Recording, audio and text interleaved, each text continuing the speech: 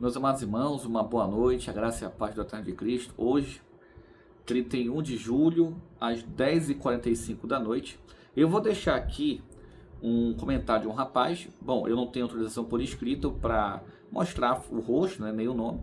Então, nós temos que fazer tirar, da imagem. Ele colocou exatamente assim: é mentira, Solange. Jesus não falou de Bíblia.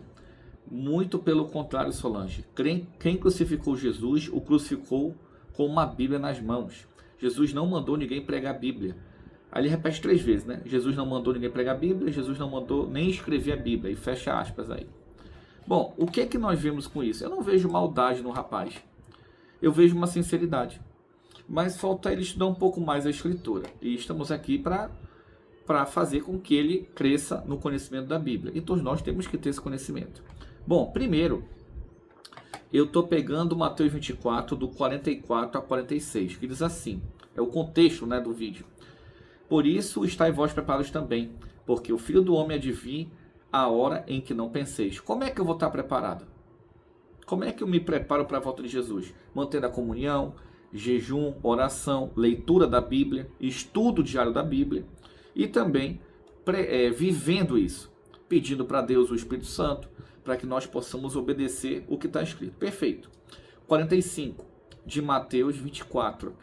Quem é, pois, o servo fiel e prudente, a quem o Senhor construiu sobre os seus servos, para dar-lhes o sustento a seu tempo? Bem-aventurado aquele que o seu Senhor, quando vier, achar fazendo assim. Em verdade vos digo que o porá sobre todos os seus bens. O que é isso? Ele manter no caminho correto. Ele tem que se manter íntegro. Isso é o servo bom.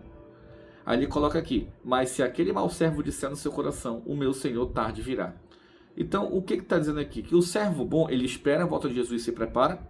E o servo mau, ele não está preocupado com a volta. Ah, não vai voltar agora. Então, aqui demonstra 2 tipos de pessoas. Aqueles que se preparam e aqueles que não se preparam. Ou aqueles que seguem a Bíblia e aqueles que não seguem a Bíblia. Ou não estão preocupados em seguir. Depois eu faço isso. E por que isso aqui é importante?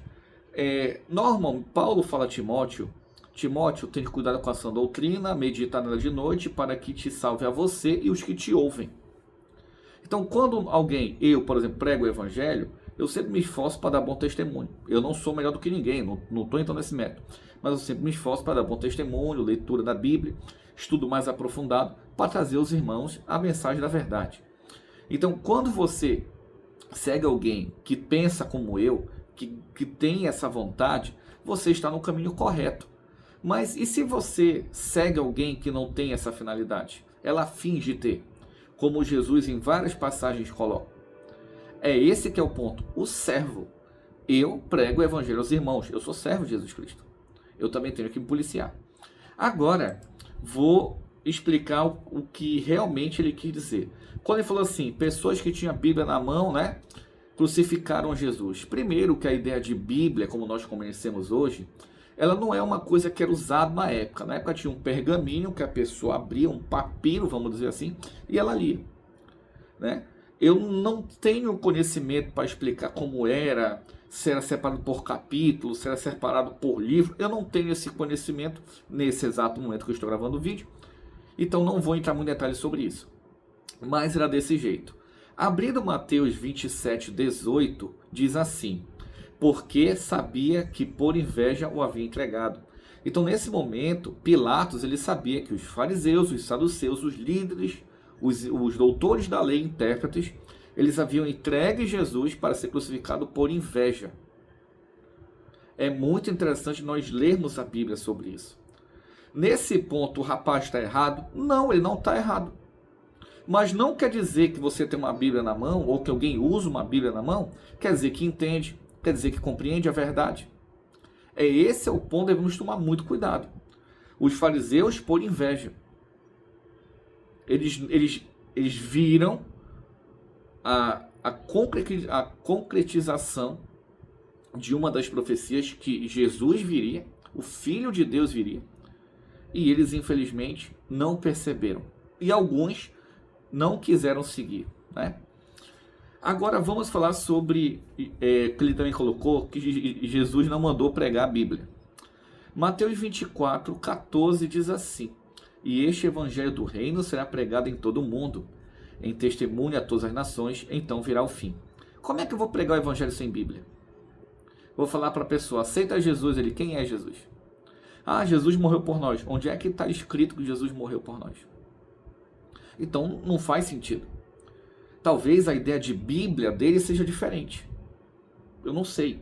Mas nós temos que pregar o evangelho em cima da Bíblia. Por quê? Por exemplo, eu vou falar para uma pessoa, Jesus é o Filho de Deus. Eu vou ter que abrir a Bíblia e demonstrar. Jesus, ele cumpriu todas as profecias que no Antigo Testamento Deus usou os profetas para falar. Inclusive no próprio Gênesis 3,15, né? Falar sobre isso. Eu vou ter que abrir a Bíblia e mostrar. Então não tem como eu falar de Jesus sem abrir a Bíblia.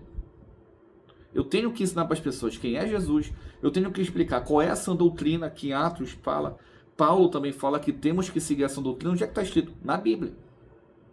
Meu mérito de salvação é apenas por Jesus Cristo. Isso aí não tem como.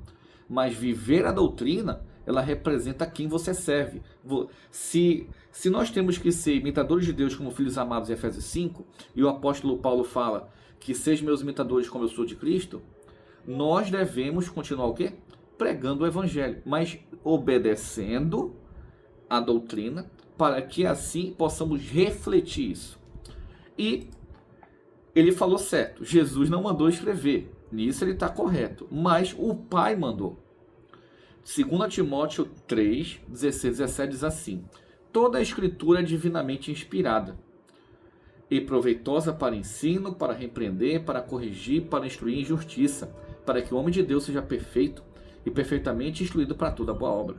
Então, o Pai deu a inspiração divina para que homens pudessem escrever a palavra dele, para que esse livro maravilhoso, que possui a vida do conhecimento de Deus, de Cristo, ele foi inspirado pelo Pai. Nesse ponto ele também está com. Você não vê Jesus falando, escreve aí. Você não vê. Mas os apóstolos representam testemunhas de Jesus. Meus irmãos, que possamos ter aprendido isso. Que Deus abençoe. Até nosso próximo encontro. Um ósculo santo a todos.